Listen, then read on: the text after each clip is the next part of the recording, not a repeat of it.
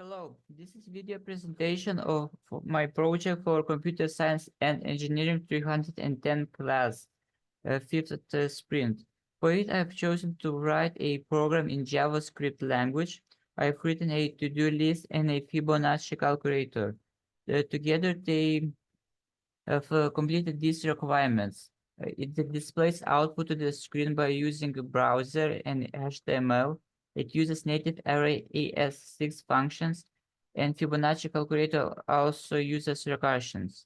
I've also tried to do these challenges, but uh, using an if statement for throwing and handling exceptions, and I've also tried to create DOM structure with a CSS by using a browser.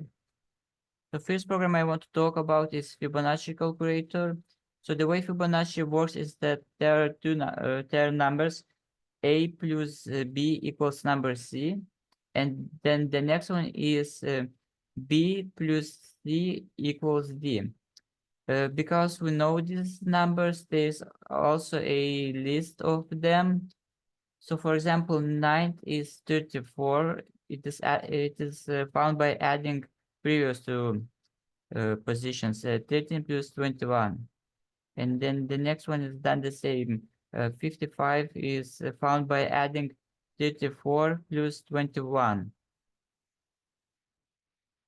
It also has the basic error handlings. If we add negative number, it asks for a positive number. So for example, if we input position 9, we get 34. And 7 is 13, and 8 is 21. So if we add them together, we get 34. I've also made a to-do list. It is pretty basic. It doesn't have any like priority or time requirements. It is chronological. So it is more for a day or for a specific time of day. For example, for morning, like we woke up, so we can say make bed, eat breakfast,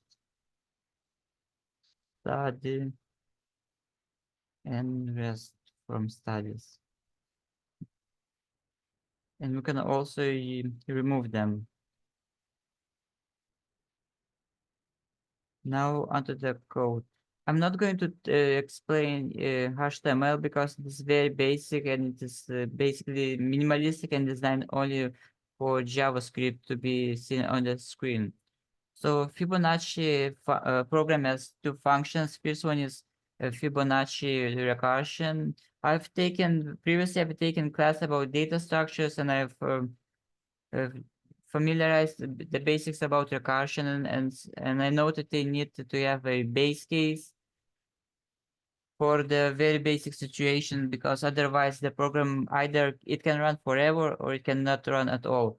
So in this case, if the number is less than uh, or equal to 1, it returns only this number, because if we add 1 plus 0, we get 1. We need at least 1 plus 1. We need at least that to get 2. So the way recursion here works is that uh, Fibonacci calls onto itself when we add number to go by one position and then go by another position. It also adds itself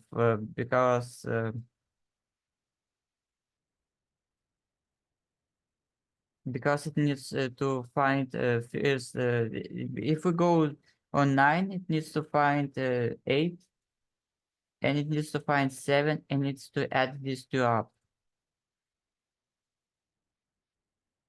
Below is a function to calculate and also add everything on the screen. So this code takes the number. This one converts number to integer. Here is basic error handling. If value is provided, and if it is more than 0, calculations are done. It calls the Fibonacci to do the calculations. Otherwise, if is none is true, or if the number is 0 or less, it asks for a non-negative integer. A second program is a to-do list. It uses an array to store tasks. A function add tasks. Also takes input from user and it checks if it is not empty. It uses push to add to the task, and it uses display tasks to show them to the user. Remove tasks is user splice to remove tasks, and it also calls display tasks to show them, because if this doesn't exist, if we remove tasks, it's basically all of them are removed. Display tasks displays the tasks it uses for each to display each task, and it also calls to remove tasks, because it also displays a basic user interface which features this button for removing that task. It's not the best explanation, but still, thank you for watching. That is pretty much all there is to it.